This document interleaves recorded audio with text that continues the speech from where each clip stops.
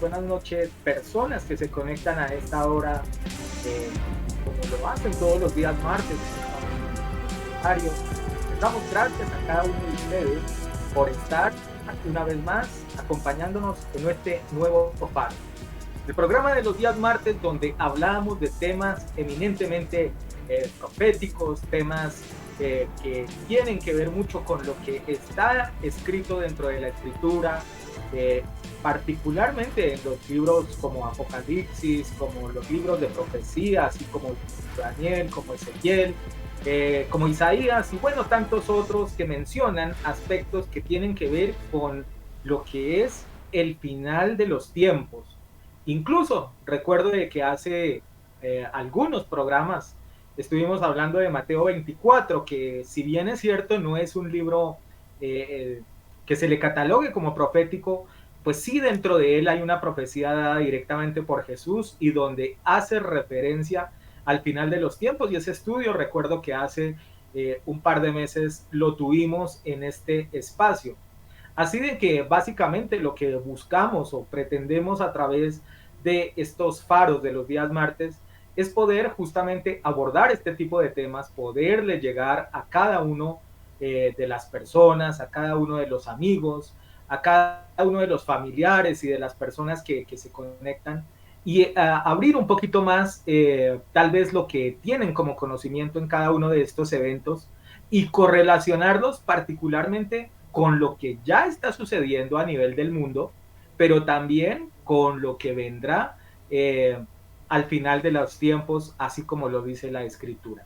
Así de que básicamente este espacio está direccionado hacia este tipo de eventos o hacia este tipo de temarios que lo hemos venido desarrollando desde hace ya algo más de un año y que gracias a Dios lo hemos podido mantener y ha sido del agrado de muchas personas, de los que nos siguen no solamente aquí en la ciudad de Bogotá, sino en ciudades aledañas, en ciudades un poco más lejanas del mismo Colombia y lo más interesante y lo más bonito fuera del país, donde también nos siguen y donde también ven cada uno de estos capítulos del Faro. Durante estas últimas semanas se ha venido hablando o hemos venido hablando básicamente de lo que es el tema del milenio. Ese tema que por allá aparece casi que al final de la escritura, ya casi que cerrando todo lo que es el libro de la Biblia como tal, aparece este tema y que se ha prestado, como varios de ellos, para interpretaciones, para decir esto va a ocurrir, esto no va a ocurrir, esto va a ser en el reino de los cielos, esto va a ser en la tierra, esto bueno, cada quien tiene un argumento y en algunos casos de ahí se han fijado doctrinas. La idea a través de esto es poder dar una claridad de lo que tiene que acontecer o de lo que básicamente la escritura habla con referencia a ese gobierno directo de Jesucristo. Así como hay 7 años en los cuales el anticristo estará prácticamente gobernando la tierra y donde estará él poniendo su hegemonía, después de ese periplo aparecerá Jesús con todos sus seguidores, con toda esa corte celestial, tomará la rienda de la humanidad y durante 1000 años aparecerá el gobierno de Jesús. Eso es lo que se cataloga en grandes rasgos como el milenio. Pero hay algunos aspectos dentro de ese milenio que se van a suceder y que los hemos venido estudiando. Por ejemplo, el primer capítulo, recuerdo que hablamos básicamente de lo que fue el apresamiento de Satanás a través de un ángel, como lo dice la escritura. Hemos venido hablando de diferentes aspectos y la semana pasada mis hermanos estuvieron hablando de lo que es la segunda muerte y de las personas que no resucitarán dentro de este milenio. Hoy posiblemente entraremos en el último capítulo de esta saga del milenio y procuraremos hablar y avanzar en lo que nos queda pendiente referente a este tema. Y habiendo dicho esto, déjeme en esta noche, doy la bienvenida a mis panelistas, como siempre, saludándoles y dándoles las gracias de antemano por estarnos acompañando en esta noche. Y arranco con usted, copastor, como siempre lo hago, dándole la bienvenida y dándole gracias una vez más por estarnos acompañando en este nuevo faro. Tema, el milenio. Bienvenido, compastor, en esta noche. Gracias, pastor. Dios le bendiga. Igualmente a nuestro hermano Exxon. Bendiciones. Y a cada una de las personas que nos siguen a través de las redes sociales, a través de YouTube, a través de Facebook. Gracias por acompañarnos y sobre todo gracias por compartir estas enseñanzas que son de mucha importancia para el mundo cristiano especialmente, porque sabemos que la gente de afuera estos temas a veces ni les gusta tocarlos. Pero incluso dentro de iglesias cristianas como que les duele a veces tocar, ¿no? Lo que son las profecías y los tiempos finales. A veces no estamos muy adaptados a esas situaciones y hay mucho desconocimiento dentro del pueblo de Dios acerca de lo que es la profecía. La verdadera profecía, porque es que por ahí se habla un poco de historias de que eso es profecía y eso no es profecía. Estamos hablando justamente de lo que nos revela a través de la palabra del Señor, nuestro Dios, cómo van a ser estos tiempos finales. Hemos tocado parte importante como ha sido el anticristo, quién es el falso profeta, los juicios del Señor y estamos hablando de, creo que hoy concluiremos, estamos hablando del tema que es bastante importante y que todos añoramos, sobre todo los cristianos, que es el milenio del Señor. Un mundo maravilloso, un mundo excelente en que vamos a vivir, pero enmarcado dentro de algo que se llama la justicia. Y a veces pensamos que justicia es que se nos permita hacer lo que queremos. Y nos hemos dado cuenta que no. Que justicia es justamente entregar lo que uno merece. Entonces, partiendo desde esa verdad, podemos decir, va a ser un mundo maravilloso, pero enmarcado dentro de algo que se llama justicia. Bienvenidos. Hoy trataremos de terminar este tema que es el milenio del Señor aquí en la tierra. Muchas gracias, copastor. Y bueno, seguiremos hablando de aspectos bien importantes que ahorita seguramente serán tocados a lo largo de este espacio, de estos minutos que tenemos, y que ojalá las personas puedan entender, puedan edificarse y puedan tener una idea más amplia de lo que será este reinado de Jesucristo y lo que será el final de ese milenio antes de que nuevamente sea suelto Satanás y se venga el último tramo de la humanidad aquí en la tierra, que es lo que es el juicio final o el juicio del gran trono blanco. Bien, voy con mi otro panelista en esta noche saludándole y dándole también las gracias por acompañarnos en esta noche. Hermano Exxon, bienvenido en esta noche a este nuevo faro y seguiremos hablando, si Dios lo permite, de este tema del milenio y de lo que es la parte final básicamente de este estudio. Bienvenido a este nuevo faro. ¿Cómo me le va, pastor, copastor, el hermano Ricardo? También los saludamos desde aquí. Y bueno, sí, mire, vamos a terminar este capítulo sobre el milenio con la parte que no pareciera que debería estar dentro de este estudio del milenio, pues hemos enseñado que se trata de un periodo, sí, de paz, de tranquilidad, de mucha bendición, de sanidad física, ¿verdad? Pero si leemos con lujo de detalles la palabra del Señor, podemos ver que sí, el milenio en su totalidad será un tiempo de paz. No, nadie lo puede negar. Y de mucha tranquilidad, donde no habrán guerras, no habrán revoluciones, donde no habrán revueltas, donde no habrán manifestaciones. Eso no lo habrá en el milenio, porque estará Jesucristo y donde él mismo dice que el que llegue a pecar en pleno milenio, ¡pum!, muerte automática. Entonces va a haber paz y tranquilidad, donde los niños obviamente jugarán con las serpientes, dice por allá Isaías, los leones y las vacas, obviamente las ovejas se llevarán como hermanitos, y ¿por qué no? Bendito sea el Señor, las suegras y los yernos también vivirán en paz. Gloria al Señor por eso. Pero dice el versículo 7 que cuando se cumplan precisamente esos 1000 años, inmediatamente entra otro periodo que la Biblia sí no lo dice. O sea, el milenio son 1000, pero hay otro tiempo de solamente el Señor sabe cuántos años, cuántas décadas, no lo dice la Escritura, donde obviamente Satanás es liberado y una vez más será ese personaje que logrará engañar a la humanidad entera. Esto es increíble. La rebelión de Satanás y del hombre, después de un milenio. O sea, la persistencia de este tipo no tiene límites. Eso lo tocaremos seguramente. Pero aquí la pregunta es, pastor y copastor, porque vamos a tocar el versículo 7, 8 y 9, que será esta famosa guerra de Gog y Magog, profetizada en Ezequiel 38 y 39. ¿Es esa misma guerra la que se está cumpliendo al final del milenio? Porque es que hay varias posiciones teológicas aquí y las vamos a explicar, y voy a dar hasta mi posición teológica al final del programa. Por ahora, por favor, Biblia, papel y lápiz, compartan, aprendan, edifícanse, y estamos con ustedes en breves segundos. Pastor.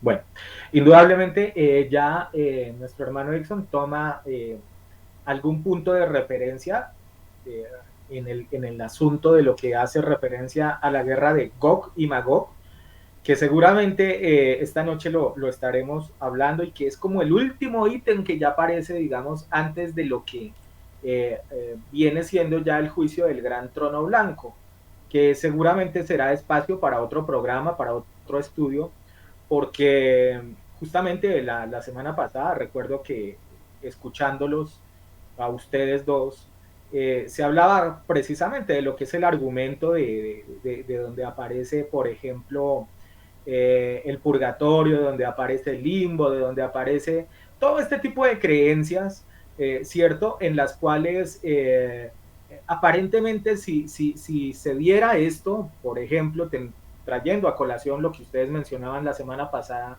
en cuanto a la segunda muerte, y si esto funcionara de esa manera, pues entonces el juicio del gran trono blanco, ¿para quién sería, no? Aun cuando vuelvo y digo, esto es tema de otro estudio, pero pues no sería lógico, porque todo el mundo pagaría sus culpas, sus penas en el purgatorio, en el limbo, y no aparecería entonces ninguna persona que fuera condenada, ¿cierto? En ese sentido.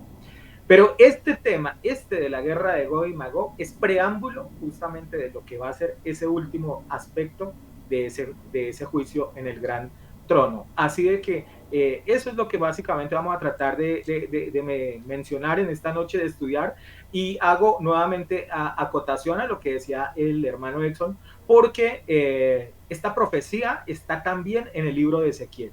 O sea, quien inclusive habla con más profundidad de esta guerra es Ezequiel.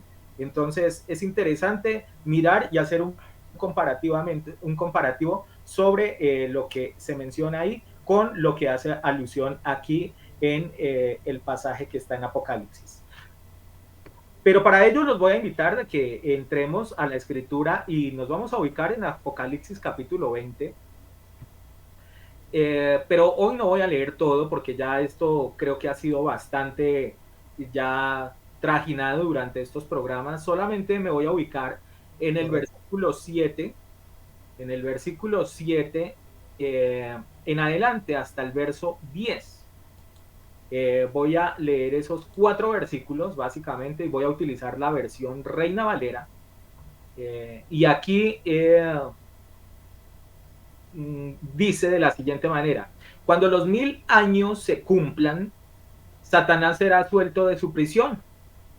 Y luego dice en el verso 8: y saldrá a engañar las naciones que están en los 4 ángulos de la tierra, a Gog y a Magog, a fin de reunirlos para la batalla, el número de los cuales es como la arena del mar.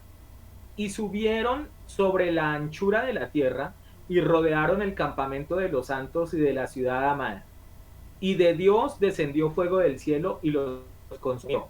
Y el diablo que los engañaba fue lanzado en el lago de fuego y de azufre, donde estaban la bestia y el falso profeta, y serán atormentados de día y de noche por los siglos de los siglos. Hasta ahí la escritura básicamente, donde hace alusión a este último tramo, y donde en definitiva la escritura muy claramente dice que el diablo va a ser liberado. Recuerdo que una de las primeras preguntas que hice tal vez cuando empezamos este estudio era justamente por qué Satanás vuelve a ser libre y esto lo tocamos en algún par de programas, lo volvimos a mencionar, pero también recuerdo de que en alguno de los faros se hizo mención de que volvía a ocurrir lo que ocurrió por allá en el huerto del Edén, ¿no? Cuando Satanás hace su aparición allá delante de ese primer hombre y esa primera mujer y los engañan y los lleva cautivos hacia el pecado. Aquí también ocurre algo muy parecido porque dice que los engañará y es más, no solamente los engañará, sino que levantará un ejército a través de esos engaños que dice aquí la escritura que es algo así tan numeroso o tan grande como casi la arena del mar, o sea, es indudablemente un ejército bastante, pero bastante grande, y ese será el que se enfrentará contra el Señor, y aquí sí ya el Señor directamente será el que tomará cartas en el asunto y pondrá fin ya en este caso a lo que es este grupo de personas y también a lo que hace alusión de Satanás, al falso profeta y a la bestia como tal. Pero voy a darle paso a mis panelistas más adelante. De mi parte estaré hablándoles un poquito de lo que hace referencia a Gog y a Magog, pero quiero darles paso a ellos para que en esta noche empiecen a desglosar este tema y empecemos a analizarlo desde diferentes ópticas. Arranco con usted, copastor, en esta noche y lo escucho en referencia a lo que hace alusión a estos últimos pasajes de lo que es el reinado milenial de Jesús. Haciéndole una invitación a las personas, no vamos a leer los capítulos, pero sí es bueno que los lean, que los tengan ahí a mano, si tienen su Biblia mucho mejor, de Ezequiel 38 y 39, porque allí vamos a basar también parte de la enseñanza, como lo mencionó nuestro hermano Exo. Gog y Magog se mencionan en estos dos eventos, Ezequiel 38 y 39 y aquí en Apocalipsis 20. Y vamos a encontrar algunas diferencias dentro de los dos aspectos. Por eso es que se menciona que son dos eventos completamente distintos, porque hay algunas diferencias entre unos y otros. Empecemos por saber quién fue Magog, porque es importante saber de dónde nacen estos personajes o de dónde salen estos personajes. Magog, recordemos, es un descendiente de Noé. Noé fue aquel que construyó el arca, al que le fue enviado un diluvio en tiempos de él. Él construyó una arca, entra con sus hijos allí. Los tres hijos, vayamos a las escrituras y vamos leyendo esos pasajes. Eso está en Génesis capítulo 10, el versículo 1 y 2. Creo que hasta el 3 alcanzamos a leer, no, el 2. Dice, estas son las generaciones de los hijos de Noé. Si vemos allí el título es cuando ellos ya salen de lo que es el diluvio. Cuando salen del arca del diluvio, él va con algunos de sus hijos. Y ahí menciona los hijos, son Sem, Cat y Jafet. De este Jafet es que va a venir la descendencia de estos pueblos de los que vamos a hablar seguramente a través de este programa.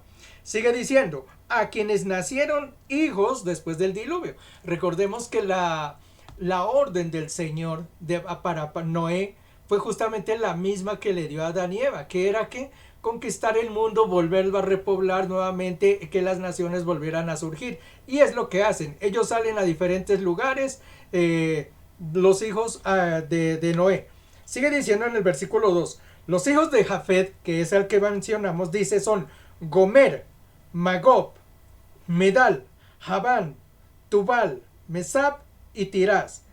Y ahí sigue hablando los demás que hacen en relación a los demás. De estos, si ustedes notan ahí, se menciona a Magog. Es decir, que Magog es un descendiente directo de Noé, es el nieto de él. Estos pueblos obviamente viajaron a través de todas las regiones, no solamente europeas y asiáticas, se extendieron a diferentes lugares, como fue la orden del Señor. Este Magog se extendió sobre la zona norte de lo que es el continente europeo o asiático, que es la región de Rusia. Ellos se extienden hacia ese sitio. Aquí hay ya la primera diferencia de lo que está en el capítulo 38 de Ezequiel y lo que es el Apocalipsis.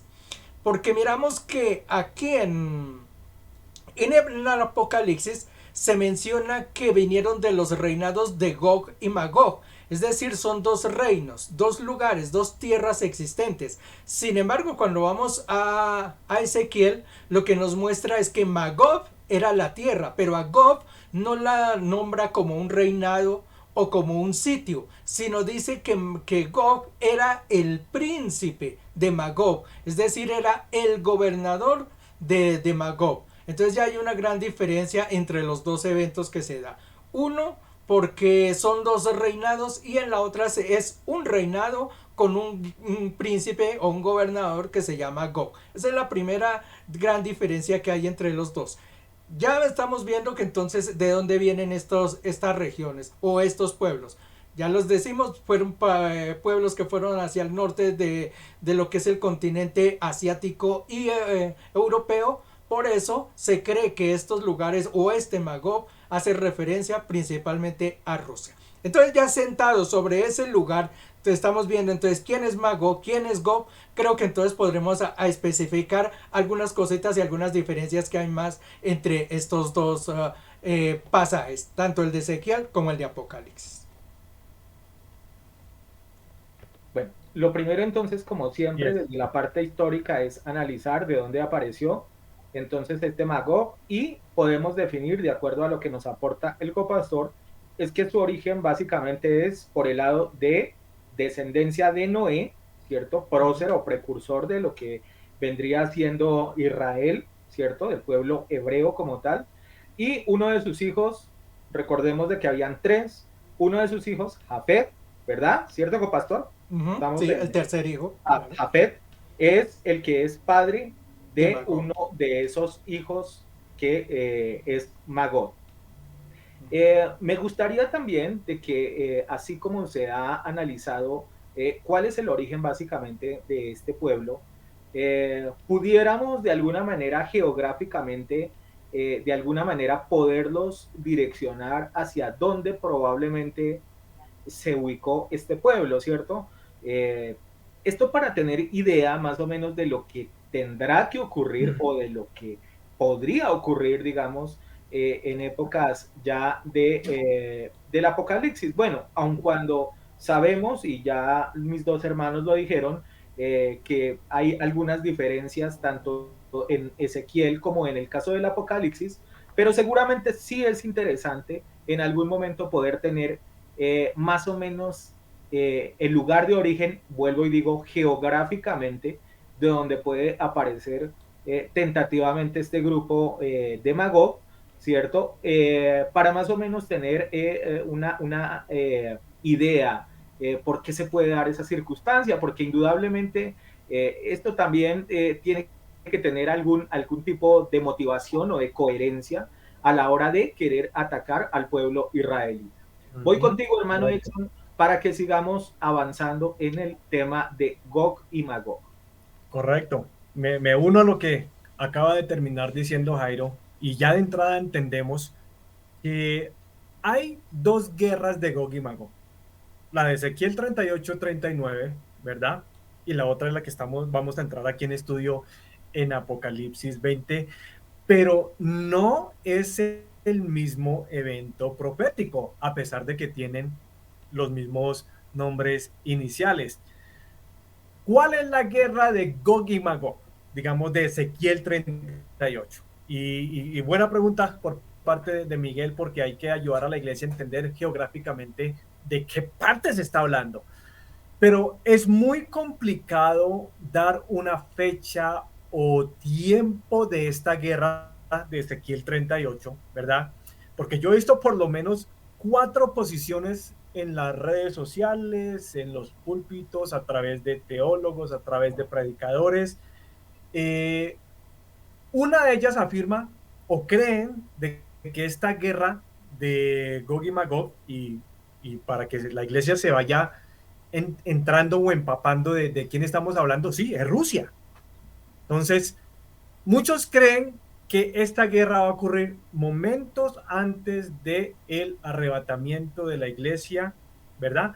Y que nosotros y que la iglesia, pues como principio de dolores, vamos a ver algún pedazo de esa guerra de Gog y Magog. Otras personas creen de que esa guerra va a ocurrir precisamente apenas ocurra el arrebatamiento. Hermano Exxon, ¿Sí? permítame le hago una pregunta, justamente porque ya que tocas ese tema como tal, no quiero, digamos, y justamente valga la oportunidad para dejar este tipo de temas de una vez separados o explicados, ¿cierto? Sí, señor. Porque puede ser que algunas personas digan, o sea que esta es la misma batalla de Armagedón, No porque lo es. Armagedón obviamente se habla de un ejército también bastante numeroso y que va a hacer oposición contra Jesucristo.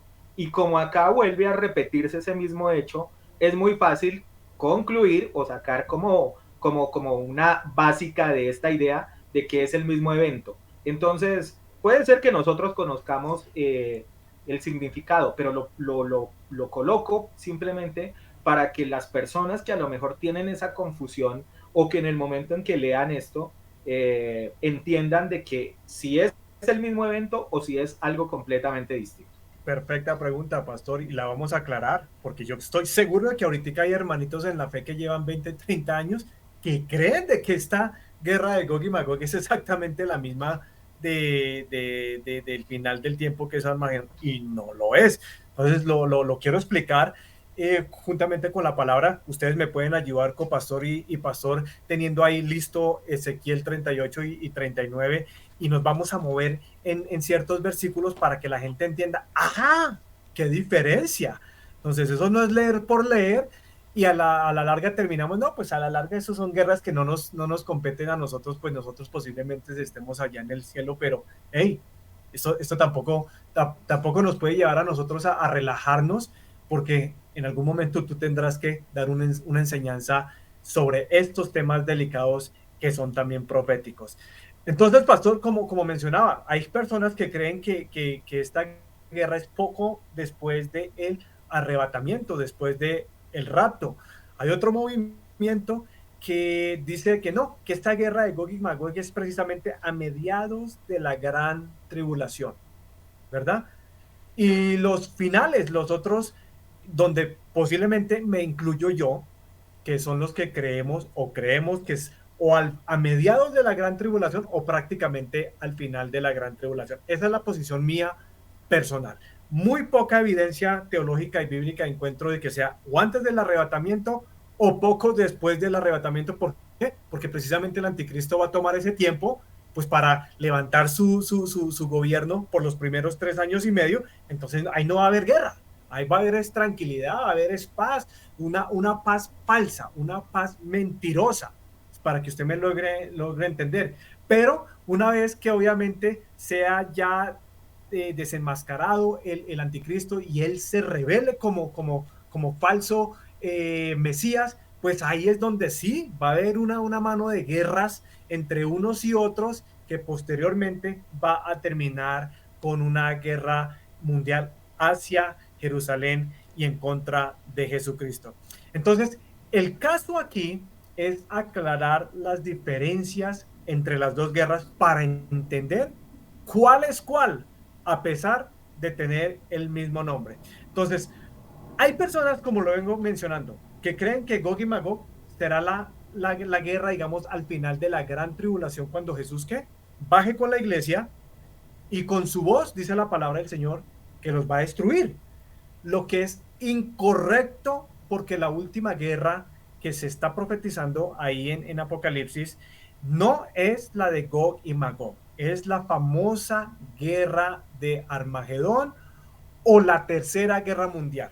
Usted la va a conocer o la va a identificar de varios mensajes de varios predicadores con esos dos nombres, con esos dos títulos. Entonces, o es Armagedón o es la tercera guerra mundial.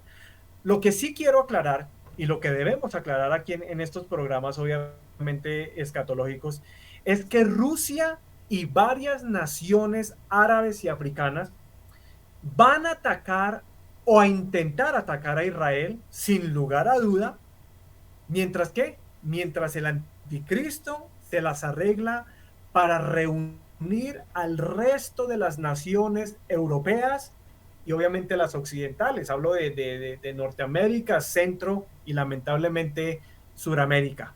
Y reunirlas ¿en qué? En el valle que ya hemos hablado en varios temas del faro, que se le llama el valle de Megiddo, ¿verdad?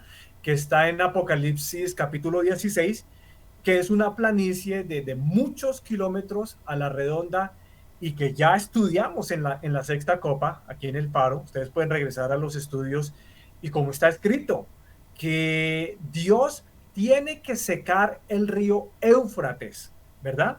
Para que precisamente Gog, Rusia y Magog, obviamente, y todos esos países que se le unieron a los rusos, pasen por ese río que Dios, no coincidencialmente, sino que él con un propósito lo secó para que precisamente ellos tuvieran vía libre y atravesaran el Medio Oriente hasta llegar ¿qué? Hasta allá, hasta la nación de Israel. Ahí es donde se encuentran con el anticristo y las naciones que se le unieron al tipo, ¿verdad? Entonces, en ese momento, ya Gog y Magog, Rusia y las otras naciones, ya ahí dejan de ser el líder principal militarmente hablando, si me hago entender. ¿Por qué, iglesia? Porque el anticristo no va a compartir su gloria con nadie. Él no va a permitir de que Gog y Magog, los rusos y las otras naciones, se lleven el crédito, ¿verdad?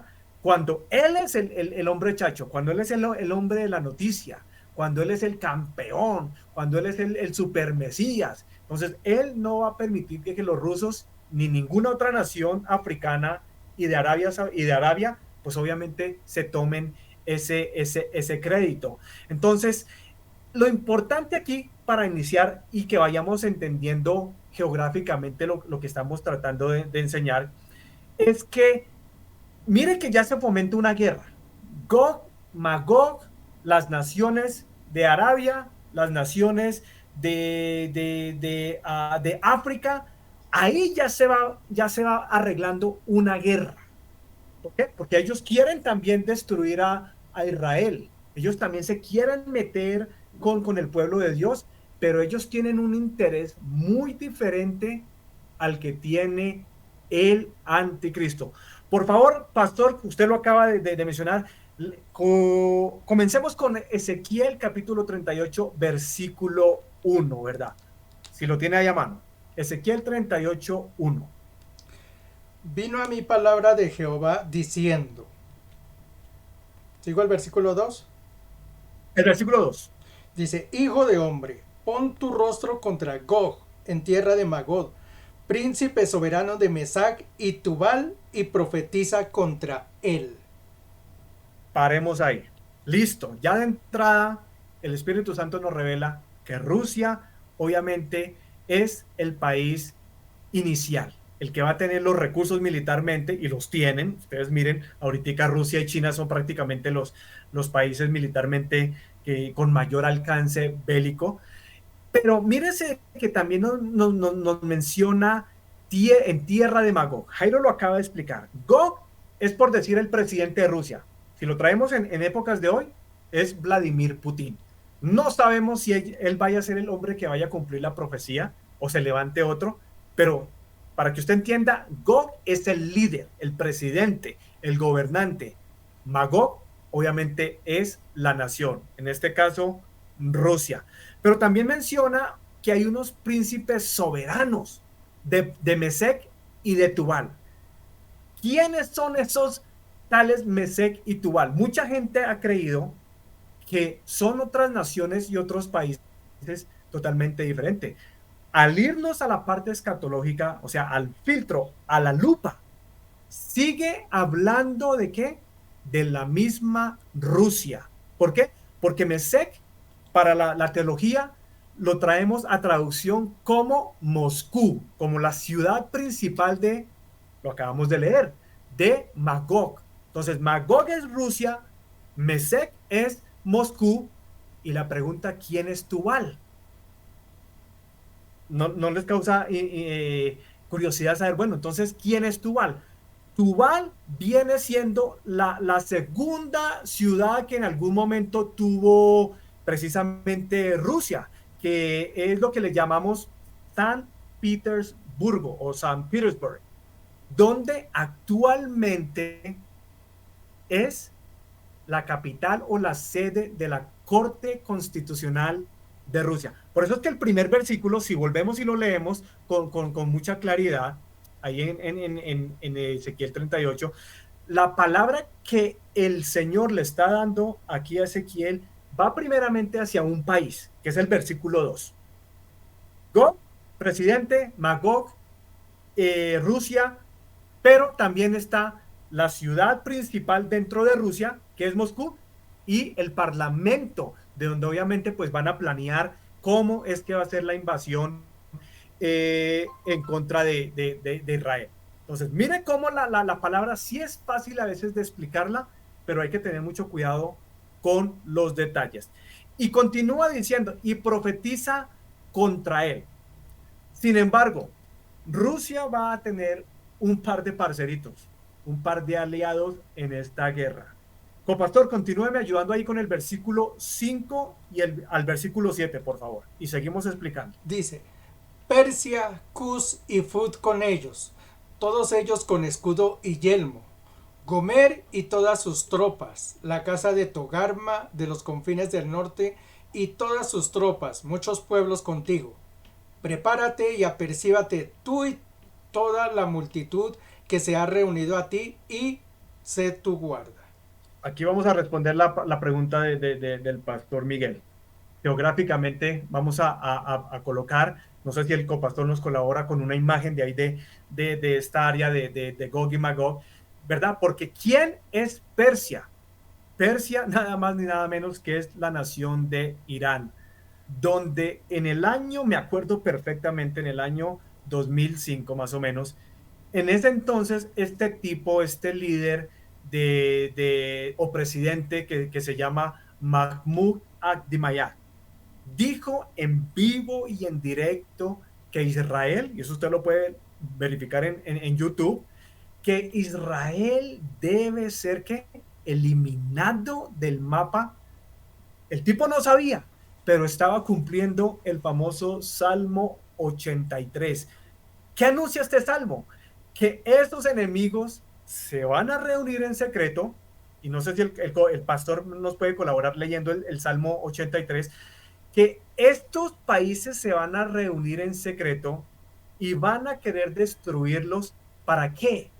Mira que ellos no los quieren destruir simplemente para que el resto del mundo diga, no, pues lástima de los judíos. No, aquí hay una intención satánica de un nivel grado 1 que el pastor nos la va a revelar aquí leyendo el Salmo 83. Por favor, pastor.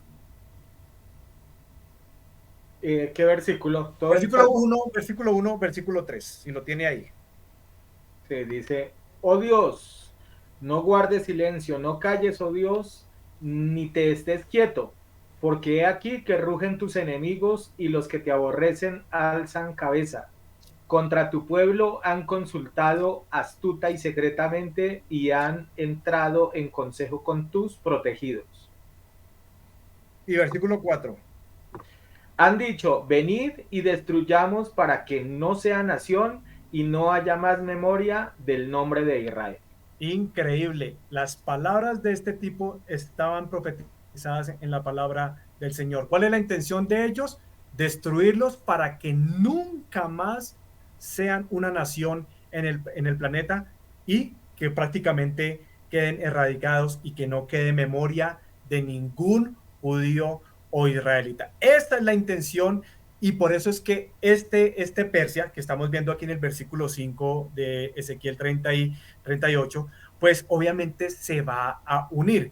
Pero hay otros países, pastor, que nos muestra aquí, porque nos muestra, estoy leyendo aquí, Persia como número 1, Irán, Cus. ¿Quién es Cus? Cus obviamente es la otra nación, digamos, la otra nación parcera. Otra que obviamente también si nos regresamos a lo que leía ahorita el copastor de Génesis capítulo 10, ahí se menciona Cus. Cus nada más ni nada menos es el padre de ¿quién? De Nimrod. Ya hemos explicado quién es Nimrod. En este caso estamos hablando de Egipto. Put, dice aquí el versículo 5, se trata de Libia.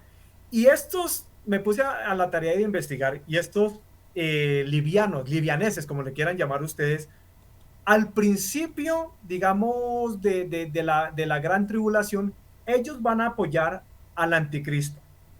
Al principio de esa unión, de ese llamado del anticristo de parte de las naciones a que se unan a él, estos tipos, esta gente, la gente de Libia, lo van a apoyar. Pero cuando Rusia se acerque para atacar precisamente a Israel, pues ¿qué creen? Ahí es donde estos patojos van a traicionar al anticristo en mitad de plena guerra, Daniel capítulo 11, y se van a unir a Rusia, a Gog y Magog, para seguir el avance hacia Israel. Datos curiosos en la cuestión de geografía. Ahora, ¿quién es Gomer? Dice ahí el versículo 6, Gomer y todas sus tropas. ¿Y quién es Togarma?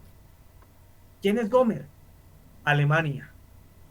Increíblemente, y eso fue lo que a veces uno le da como tristeza a veces, de ver cómo el hombre realmente a veces arranca bien y termina mal, porque Alemania fue la nación, o es la nación, ¿verdad?, donde la Biblia fue impresa por primera vez en la imprenta, o en la famosa imprenta de ¿qué?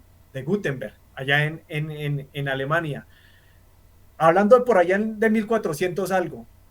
500 años después, nadie lo puede creer, hermano, ese mismo pedazo de tierra, esa misma nación, es la sede de ¿qué?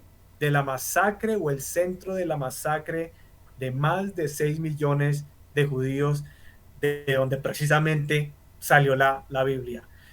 Y finalmente dice aquí Togarma, que eso parece aquí un pueblo por las afueras de Cundinamarca. No, eso no es por aquí en Cundinamarca, pastor copastor, amada iglesia. No, Togarma viene a ser la nación de Turquía, y esa es la última nación que finalmente, obviamente, se unirá a Rusia, o a Gog y Magog, para que usted lo entienda, en el ataque a Israel, pero no en la batalla de Armagedón. En el siguiente segmento, pastor copastor iglesia, pues explicaré también, ayudaré a explicar las diferencias entre Gog y Magog y Armagedón, y de paso la diferencia final entre el Gog y Magog de Ezequiel 38-39 y el Gog y Magog de Apocalipsis 20. Pastor. Bueno, ya de alguna manera también hemos dilucidado entonces lo que hace alusión, las naciones y la parte lógicamente geográfica que tiene que ver con la parte profética que se está mencionando en el libro de Apocalipsis y también en Ezequiel. Pero también quiero contribuir de tal vez una de las naciones que va a tener un protagonismo enorme, aparte de Rusia, con la cual indudablemente me identifico plenamente, de que esa profecía de Apocalipsis hace alusiones a esta nación eh, rusa. Pero hay otra nación que para mí va a tomar una importancia en lo que es la época final, y que inclusive se menciona en otros profecías, donde se habla del dragón escarlata, ¿no? Y que básicamente hace alusión a lo que es la nación de China. Recordemos de que China a este día es una de las grandes potencias, y ¿por qué no? Casi podría decirse que es hoy por hoy la potencia número uno del mundo en todos los aspectos tecnológicos, de avances, de mercantilicios, es decir, casi que todo lo que sacan otras naciones, China inmediatamente entra a competirles, y hoy ha tomado la hegemonía económica y política en muchos sentidos de lo que pues conocemos hoy a nivel mundial. Y obviamente esta nación tiene que tomar un papel importante en la última época en la que seguramente estará viviendo la humanidad y en la que aparecerá el anticristo. O sea, no sería coherente si de pronto esta nación no apareciera tomando algún tipo de rol en estos últimos tiempos. Y lo veo yo como un gran aliado de la nación rusa. Una de las cosas que me parece interesante de anotar es que durante muchos años estas dos naciones, entre las dos, hablo de la rusa y de la china, hubo una enemistad enorme. Pero mire usted de que en el 2018, en el mes de noviembre, diciembre más o menos del 2018, hubo un pacto entre esas dos naciones justamente en muchos aspectos que hasta ese momento los diferenciaban políticamente hablando. Y adquieren un compromiso estas dos naciones, una cierta unión y que a la larga va a contribuir para que también en las últimas épocas, en los últimos momentos proféticos, pues obviamente esta alianza tome fuerza y vaya y procure tomar el control de que lo que es toda la humanidad. Recuerden que de todas maneras, básicamente la obsesión del ser humano desde hace mucho tiempo, desde la época de Babilonia, desde la época de Napoleón, de Alejandro Magno y bueno, de cantidades de hombres, de Adolfo Hitler y demás, siempre el deseo que ha tenido el ser humano es el de dominar el mundo.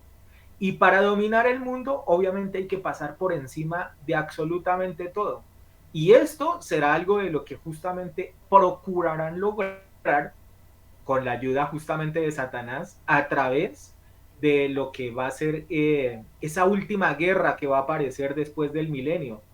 Aun cuando parezca algo loco, algo traído de los cabellos, pues justamente van a querer sacar del camino a Jesucristo, que pues es quien en ese momento está tomando el poder, el liderazgo del mundo, y ellos van a querer tomar el control y pasar por encima de la soberanía de Jesús para tomar el control de la humanidad, de las naciones, y por eso se va a generar esta guerra. Pero hay algo también bien particular que mencionó el hermano Exxon dentro de esas naciones de las cuales él habló, no solamente de la rusa, yo le aporto la China, pero él también mencionó Turquía, mencionó Irán. Y si usted se analiza, e incluso algunas naciones africanas, tienen un común denominador. Y es que básicamente dentro de estas naciones es prohibido que se predique el cristianismo. Dentro de estas naciones, lo que tiene o lo que hace alusión, digamos, a todo lo que es la parte cristiana o que tiene que ver obviamente con Jesús o del Evangelio dejado por Jesús, es algo que indudablemente para estas naciones es imposible. Ellos tienen sus propias doctrinas, ellos tienen sus propios dogmas, ellos tienen sus propias dioses en algunos casos. Me refiero, por ejemplo, en el caso, digamos, de la nación china, como lo mencioné. Si usted se da cuenta, allá, por ejemplo, digamos, el dragón para ellos es una deidad de alguna manera. Y recuerde usted de que la escritura básicamente menciona de que cuando se habla del dragón se está haciendo alusión es a Satanás mismo, ¿no? Se está hablando básicamente de él. Y recuerden que inclusive cuando empiezan los años por allá en esa zona del mundo, siempre se habla de un año que hace alusión es a un animal. El año del cerdo, el año del mono, el año del ratón, el año, en fin, de cantidades de animales, siempre se menciona, pero nunca se le da la oportunidad o nunca se ha hablado de algo diferente a lo que son las prácticas y las creencias que vienen heredadas de épocas bastante antiguas, a lo que son las prácticas de dioses paganos y de deidades que no, obviamente van muy lejos de lo que tiene que ver con la parte de Dios. Entonces vamos encontrando razones por las cuales, digamos, naciones como estas, que la Biblia lo cataloga, ese gran imperio como Magog, ¿por qué van a querer exterminar, digamos, no solamente a Israel, sino al gobierno directamente de Jesús?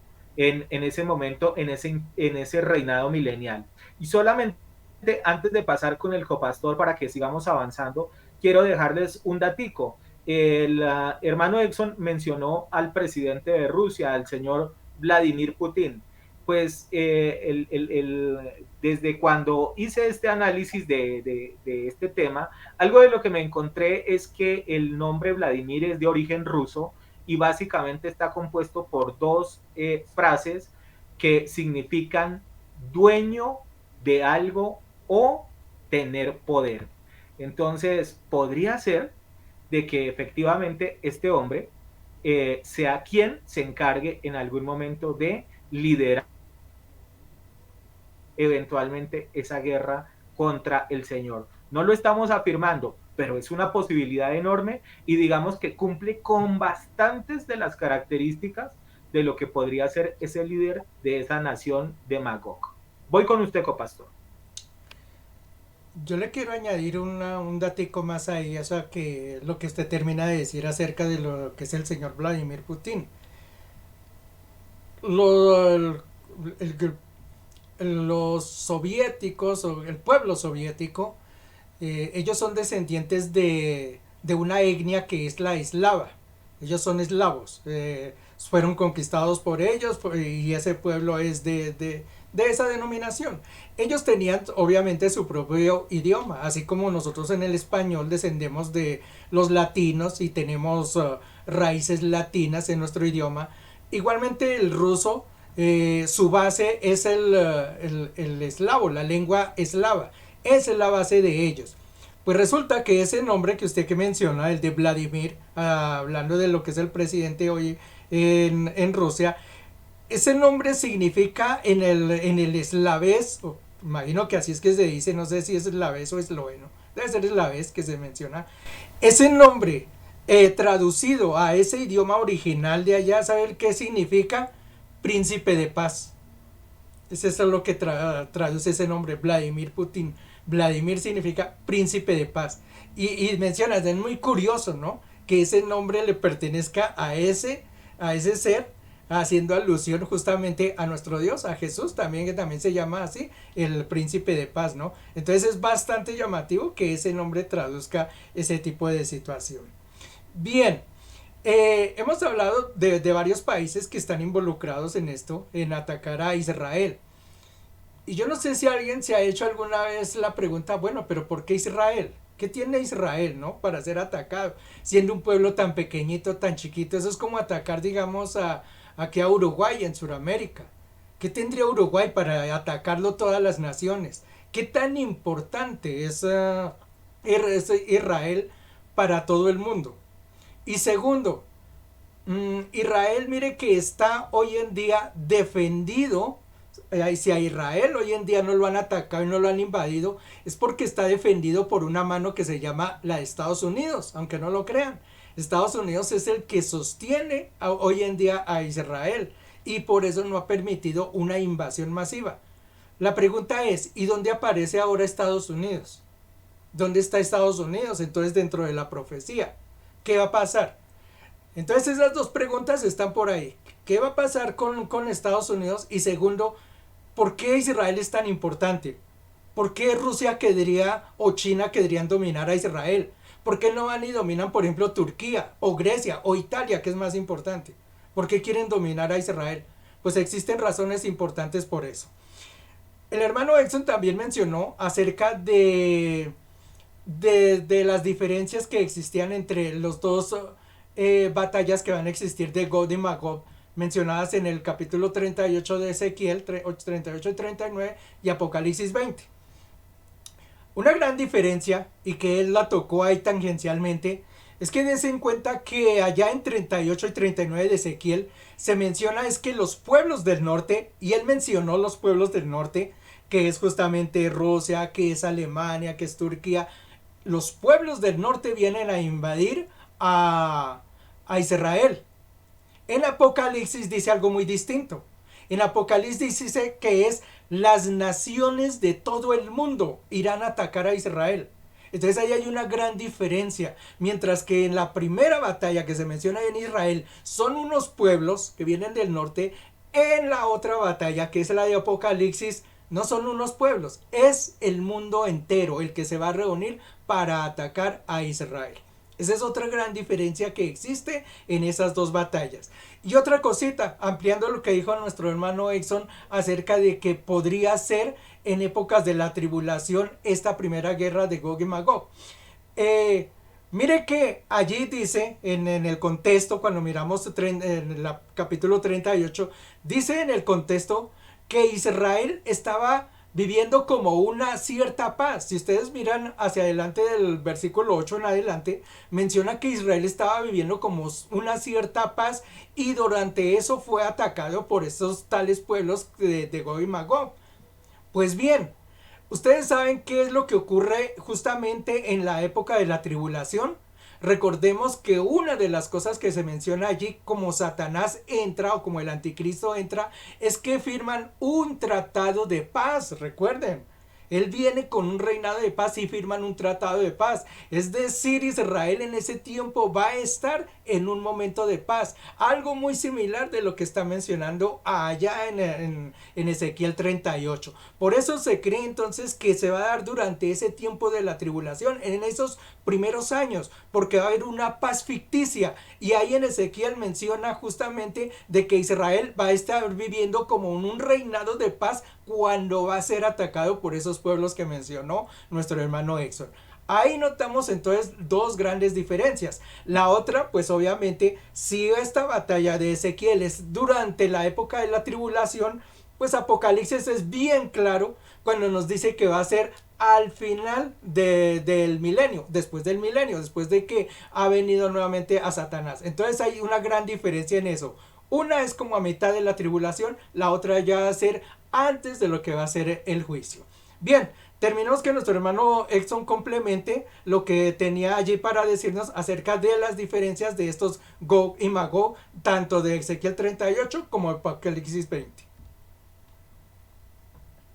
Bueno, también es importante recordar que eh, proféticamente y todos los eventos que se relacionan dentro de la Biblia, desde el mismo hecho del Génesis, desde la misma creación de absolutamente todo, todo vuelve nuevamente a volverse a dar, ¿no? ¿Cierto? O sea, esos ciclos vuelven a repetirse, incluso de la misma manera como arranca la Biblia con la construcción de una tierra, de un cielo, de un lugar, pues concluye de la misma manera, ¿no? Acuérdese de que la escritura dice que empezará todo con un nuevo cielo, una nueva tierra, ¿cierto? Y todos los aspectos que en algún momento se han mencionado dentro de la escritura, llámese como se llame, vuelvo y le digo, incluso el mismo caso del mismo Noé, si bien es cierto, en épocas posmodernas no existe un gran arca como tal físicamente hablando, sí recordemos de que también nuestro camino a la salvación es tomar esa arca espiritual que es Jesucristo, ¿verdad? Entonces todos los eventos relacionados dentro de la escritura nuevamente vuelven a tener eco o vuelven a funcionar o a ser proactivos en algún momento de la vida o de los momentos que se dan dentro de la estancia de la humanidad acá en la Tierra. Y obviamente Gog y Magog pues no serán la excepción. Así como hubo en algún momento un deseo de parte de este pueblo de exterminar a Israel en épocas de Ezequiel, en épocas del Antiguo Testamento, pues seguramente esto se volverá a repetir en épocas del Apocalipsis y eso es algo que es lo que buscamos también aclarar en esta noche para que lo tengamos en cuenta. Ahora, eventos de los que se mencionan en Ezequiel serán muy similares a los que probablemente se den en épocas del Apocalipsis.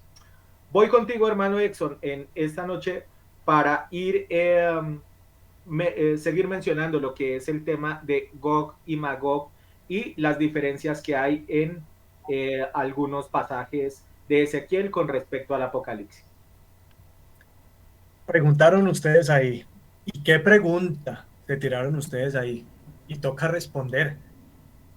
¿Qué pasa con Estados Unidos porque es que no estamos hablando de cualquier país. Estados Unidos actualmente es la nación y la potencia mundial número uno. ¿Cómo es que Estados Unidos no aparece al final de las profecías? Porque si se mencionan aquí toda esta mano de países relacionados con Rusia, con Gog y Magog, ¿verdad? Entonces, ¿qué pasó? ¿Se fue de vacaciones a Estados Unidos y se desapareció del ámbito profético? En lo absoluto. Si bien es cierto que la nación que apoya al Estado de Israel es Estados Unidos, y por esa razón, en el aspecto humano, porque obviamente Dios no necesita a Estados Unidos para proteger a Israel. Eso lo va a ver Israel manifestado precisamente en la gran tribulación, donde ya no va a haber el parcerito, el país que le colabore, que los proteja. Ahí ya no, ahí dependerán en su absoluto, ¿verdad? En lo absoluto del poder de Dios. Entonces, ¿dónde es que desaparece Estados Unidos, pastor, copastor, amada iglesia? ¿Verdad? Es una pregunta de un peso grandísimo. Y Estados Unidos, lastimosamente, y eso se viene predicando incluso desde la época de este tremendo predicador David Wilkerson, donde él tuvo una visión en su libro, lo aclara perfectamente, donde él ve que algo pasa en Estados Unidos. En la visión, en el libro ese famoso de él, ¿verdad? Estas no son las marihuanadas de Cash Luna, ni de Maldonado, ni de su pastor preferido, ni de su profeta preferido. Estamos hablando de hombres de Dios, hermano. Profetas que traen palabra real y que no siempre, y por lo general, no es bonita, sino de juicio. Entonces, Estados Unidos, para que se levante el anticristo, tiene que caer la nación más poderosa del mundo, que es Estados Unidos. Tiene que caer. ¿Cómo lo va a hacer Dios? Posiblemente como se viene mencionando en las escrituras, y donde muchas personas a través de visiones y sueños por ahí en las redes sociales se han atrevido incluso a anunciar que Estados Unidos va a recibir un juicio, y tienen toda la razón en parte del Señor, porque Estados Unidos se está satanizando, ¿verdad? Estados Unidos ya no es la nación de donde salen los evangelistas, ¿verdad? De palabra de confianza. No, ahorita están saliendo, todos los apóstatas están saliendo de Estados Unidos. ¿Sí o no? Estados Unidos es donde ahorita están cerrando la Biblia, por donde están quitando los mandamientos de Washington, y donde están colocando estatuas de Baphomet allá en los capitolios de las ciudades más principales. O sea, el país, la nación espiritualmente va en un declive, que obviamente eso va a pasar factura delante de Dios. Entonces, Estados Unidos va a desaparecer como nación poderosa, no como nación, pero definitivamente ya no va a tener el poder, el armamento bélico para sostenerse como una nación principal al final de los tiempos. Eso quería aclararlo de forma entrada. El pastor también nos aporta la cuestión de China, pero ¿por qué aquí no aparece China entre estos países? Pues eso es clarísimo, porque China está profetizada en el dragón en Apocalipsis capítulo 12, sí señor, obviamente China es la única nación que se refiere a una deidad como es el dragón, ¿verdad que sí? Pero también lo estudiamos ya en las trompetas. Me acuerdo perfectamente que en la quinta trompeta tocamos de que hay un ejército por ahí, ¿cierto? Que incluso hasta debatimos, pastor con pastor, iglesia, del tema del número. Eran 200 millones de patojos.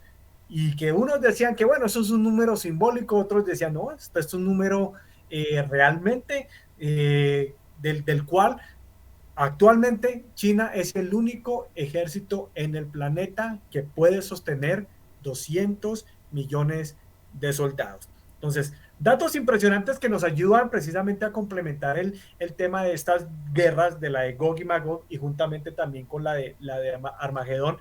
Pero vamos a terminar el programa y el estudio como lo habíamos dicho. Hay unas diferencias. que definitivamente nos van a dar el entendimiento de qué es la diferencia, digamos, del Gog y Magog de Ezequiel en la gran tribulación, ¿verdad? Y también el Gog y Magog de Apocalipsis después del milenio.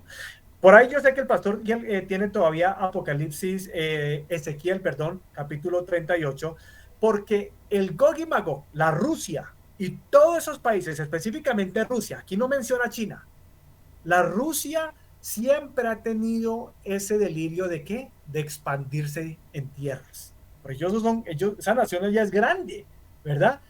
Y aquí en Ezequiel capítulo 38, versículo 12, Copastor si nos colabora, aquí nos revela de que aparte, sí, de ese odio que le tienen a la nación de Israel, ¿verdad? De querer también pelear contra ellos, pero ellos también van por una cuestión de platica y de tierra. Por favor, Copastor, colabóranos.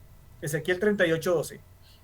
Para arrebatar despojos y para tomar botín, para poner tus manos sobre las tierras desiertas ya pobladas y sobre el pueblo recogido de entre las naciones, que se hace de ganado y posesiones, que mora en la parte central de la tierra. Claramente, ahí hay un botín. ¿Sí ven? Ellos van en busca de un interés material, ¿verdad? Que es muy diferente a ese evento, también a ese Gog y Magog al final del milenio, porque ahí no dice absolutamente nada de que van detrás de una tierra o que van detrás de un botín. Entonces, mira de que sí hay diferencias entre estas batallas y estas guerras de Gog y Magog de Ezequiel y también de Apocalipsis, ¿verdad? Entonces, voy a leer aquí, obviamente también con la palabra, claramente tengo un par de diferencias más y con esto cerramos el tema por parte mía, a Pastor Copastor. La Gog y Magog, la guerra de Gog y Magog de Ezequiel, ¿verdad? Que será la de la gran tribulación. Esa guerra, según aquí lo que veo en la palabra, es Dios quien provoca esta guerra. No es el hombre, es Dios. Por eso es que él mismo cierra, da paso en el río Éufrates. Dios tiene todos los cables ahí calculados. Él es mismo, como que él es el que los absorbe. Listo, yo ya conozco sus corazones y para que se cumplan las profecías bíblicas, yo tengo que incluso abrirle la puerta para que ustedes como naciones vengan e intenten desbancar a mi pueblo, y no solo por eso, a ver si pueden también darle de baja nada más ni nada menos a Jesucristo. Entonces, Dios es el que provoca esa invasión de Ezequiel 38 y 39, a diferencia a el Gog y Magog de Apocalipsis capítulo 20, porque aquí dice claramente que Satanás es quien provoca ¿qué? A esta rebelión, luego ¿qué? De la liberación al final del milenio. Mire la diferencia. Una la provoca el Señor, el Padre, y la del milenio al final del milenio, o después del milenio, es Satanás el que forma esa rebelión. Muy diferente. ¿Qué otro aspecto veo aquí en la palabra? ¿Verdad?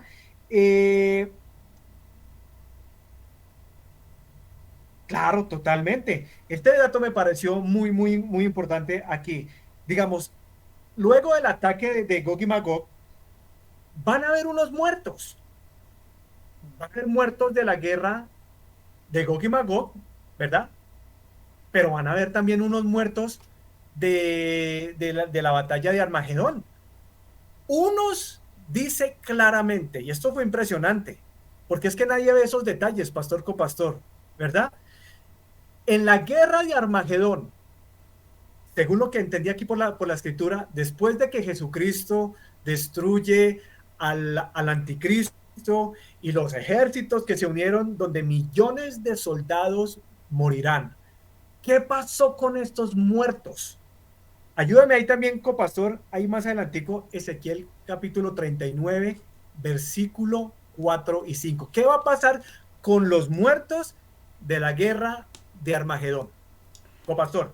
Sobre los montes de Israel caerás tú y todas tus tropas, y los pueblos que fueron contigo.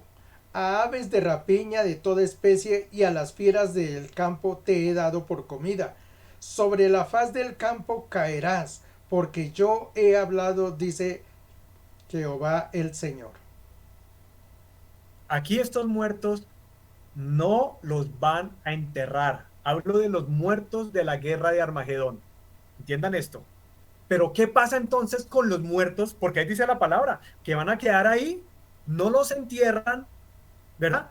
Y si bien es cierto, hemos tocado y el pastor hasta se regocijaba aquel día de que en el milenio pues nosotros vamos a tener acceso a una carne asada preciosa y riquísima en el milenio, pero aquí también va a haber una carne asada, pero no para los humanos, sino ¿para qué?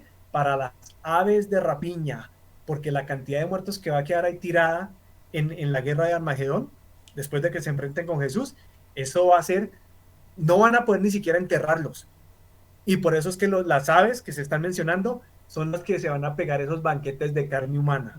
No sé si usted quiera quedarse para ese tiempo, pero yo le recomiendo y le sugiero de que más bien se vayan al milenio, donde sí van a deleitarse con una buena carne, gracias al Señor Jesucristo. Entonces, en la guerra de Gog y Magog, Dios los destruye por medio de ¿qué? ¿Qué hace aquí Dios con Rusia, con Cus, con todos estos países? ¿Verdad? ¿Qué hace con ellos? Ahí es donde los destruye a través precisamente de las copas, de las trompetas, de los sellos que ya hemos tocado varias veces en Apocalipsis, ¿verdad? A través del faro, ¿verdad? Estos soldados serán ¿qué? ¿Qué pasará con ellos? Terremotos, imagínense, granizo, volcanes, las pestes que obviamente seguramente van a recibir todos estos soldados que lastimosamente se unieron a Rusia, a China, a los países de África y también a los países del Medio Oriente. Ellos van a ser tratados en un juicio totalmente diferente a cómo van a morir los soldados que obviamente se unieron con el anticristo en la guerra de Armagedón. ¿Quién sufre más aquí? Personalmente creo que los de Armagedón. ¿Por qué? Porque ahí dice que los que murieron ni siquiera los entierran en Armagedón, pero en la guerra de Gog y Magog, aquí sí hay un entierro, aquí sí va a haber un chance para que los entierren. Colabóranos ahí también, pastor, copastor, el que lo tenga ya primera mano, Jeremías capítulo 25, versículo 33, por favor. Jeremías 25, 33. Y miren las diferencias, aquí hay hasta muertos, unos los entierran, a otros no, y estamos tratando de enseñarles a ustedes las diferencias de estas guerras, porque no son iguales y no son la misma. Por favor, Jeremías 25:33. Y yacerán los muertos de Jehová en aquel día desde un extremo de la tierra hasta el otro. No se endecharán ni se recogerán ni serán enterrados como estiércol, quedarán sobre la faz de la tierra. Impresionante. No lo recogen y quedarán ahí. Entonces, mire que sí hay diferencias en estas dos tipos de guerras, ¿verdad? Que no son las mismas. Y el último dato que tengo aquí para cerrar mi aporte, pastor, ¿verdad? Que eso es impresionante, que obviamente enseñamos que el objetivo en Ezequiel 38-39, aquí en la palabra, era prácticamente tomarse en un botín, de robarse, de despojar a la gente, de despojar al quien encontrara. Pero el Gog y Magog de Apocalipsis capítulo 20 es Satanás, ¿verdad? El que busca destruir a la ciudad santa. La pregunta que tengo aquí final, pastor, ¿será que va a haber armas al final del milenio y después de que salga Satanás? ¿Será que van a volver a construir armas? Porque Isaías vimos claramente, en Isaías nos dicen de que no, de que ya no hay armas, de que las armas van a ser prácticamente cuestión del pasado.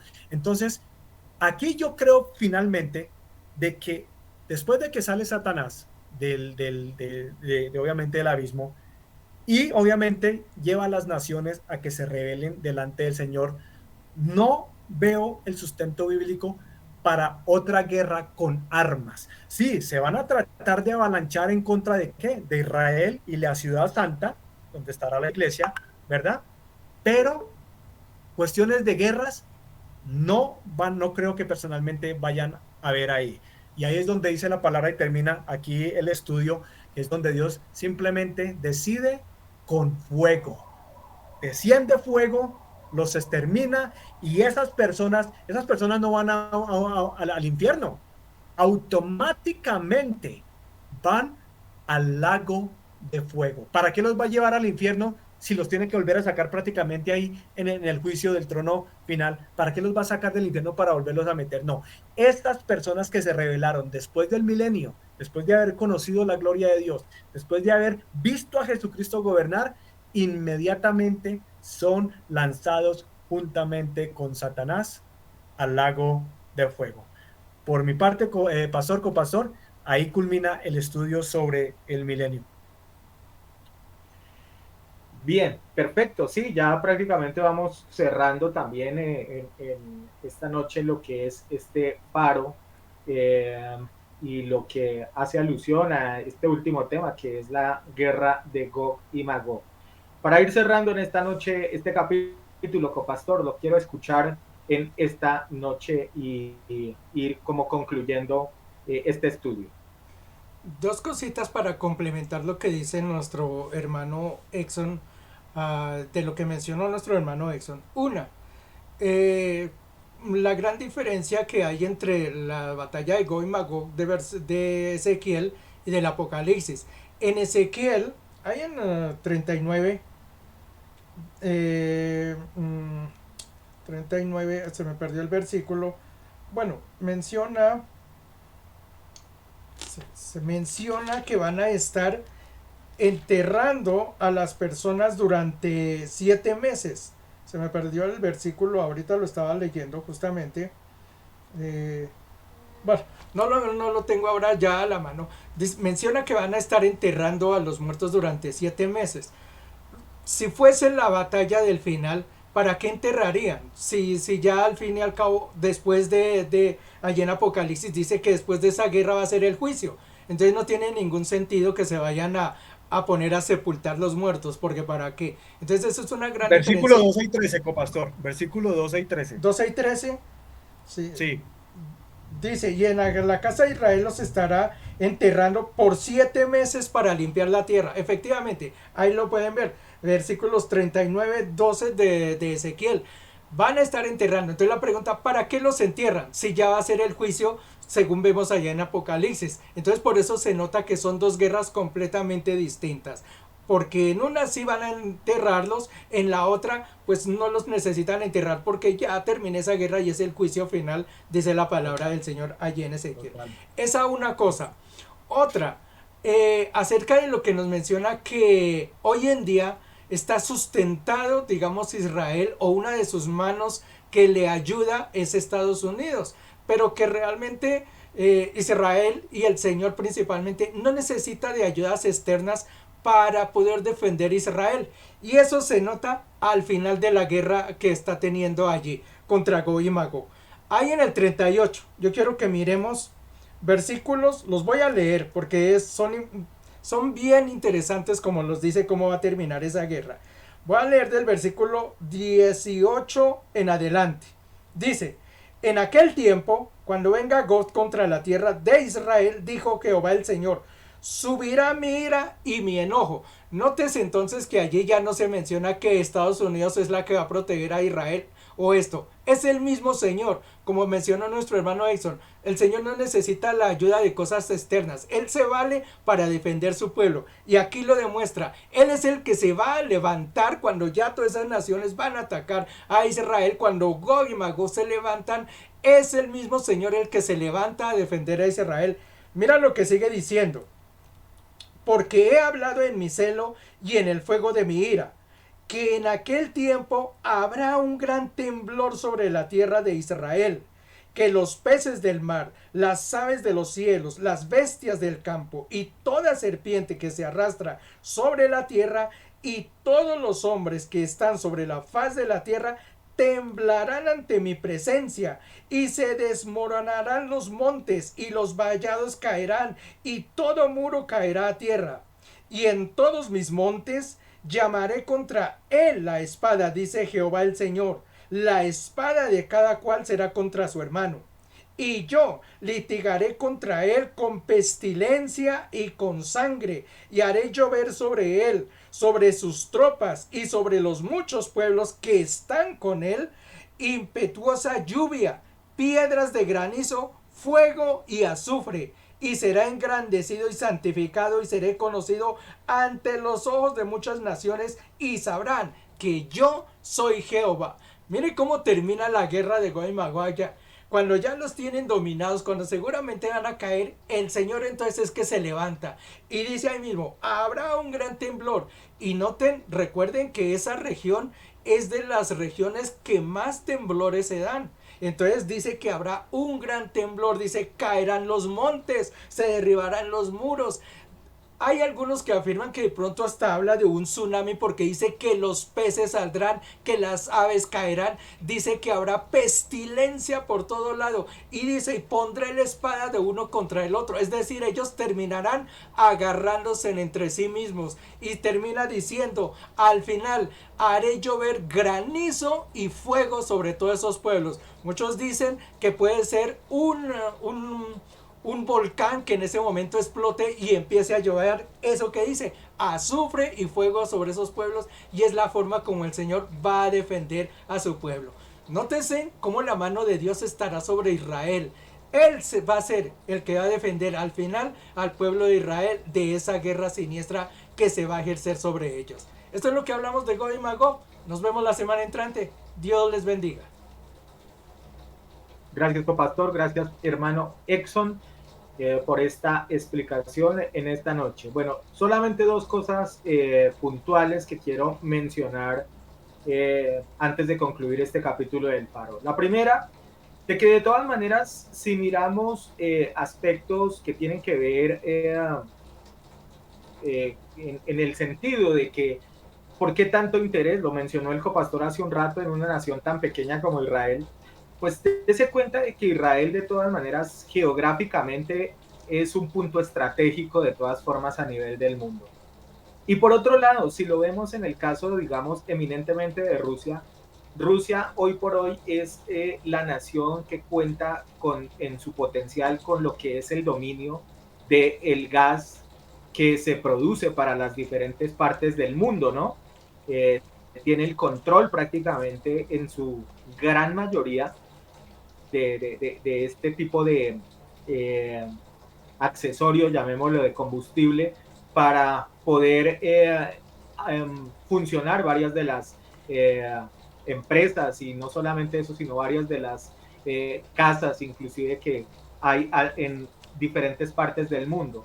Pues déjeme decirle que una de las cosas en las cuales le compite Israel es justamente en el tema del gas, aun cuando es una nación pequeña, pero es una de las pocas naciones que también puede competirle en algún caso a una nación tan poderosa como Rusia en ese sentido. Y obviamente, aunque uno no lo piense o no lo vea, pero esto es una piedra en el zapato desde el punto de vista económico, porque pues de alguna forma ellos, si por ejemplo Rusia decidiera cerrar las vías de acceso de gas hacia las diferentes partes del mundo, pues eso causaría un caos a nivel mundial en muchos aspectos, pero Israel es una segunda fuente, digamos, de este aspecto, y vuelvo y lo digo, no deja de no ser un dato menor el que este aspecto, por ejemplo, se cumpla también en una nación tan pequeña, pero tan bendecida como Israel. Y la segunda cosa que quiero mencionar, y que tal vez hoy no se hizo, pero que no la quiero dejar pasar, es cómo concluye de todos modos este periodo milenial, ¿no? Y es con el encarcelamiento de Satanás, con la destrucción de Satanás. Dice que van a ir a ese lugar que Dios preparó, no para las almas, no para las vidas, no para las personas como tal, sino lo preparó fue para ellos, para el falso profeta, para la bestia, para Satanás, y ese va a ser el paradero final de estas personajes siniestros y que al ser humano nos han hecho la vida de cuadritos durante la estancia desde el inicio en Génesis hasta lo que será el último momento aquí en la tierra del ser humano. Entonces no quería tampoco dejar pasar este aspecto que al fin de cuentas es nuestro enemigo por naturaleza y ese será su final allá cuando concluya también este tiempo del milenio. Bueno, hemos llegado al final de este faro, de este estudio, haciendo referencia a lo que es el milenio. Y seguramente la próxima semana entraremos en un nuevo tema tan importante como los que hemos venido mencionando hasta la noche de hoy. Así de que quiero en esta noche bendecir a nuestros hermanos panelistas, pastor, hermano Exxon, bendiciones en esta noche, gracias por tus aportes. A nuestro hermano Ricardo le enviamos un saludo desde aquí, y a cada uno de ustedes, los que se han conectado, los que van a compartir este video, los que les dan un like, les bendecimos igualmente en el amor de Cristo y les damos acompañarnos en este nuevo faro. Ah, y apareció el gatico, el otro panelista. Bendiciones también. Así de que gracias a todos nuestros hermanos, familiares en Cristo Jesús, y será hasta una próxima oportunidad. Si es que el Señor no ha venido por su iglesia o si Él no nos ha llamado a su presencia. Bendiciones para todos.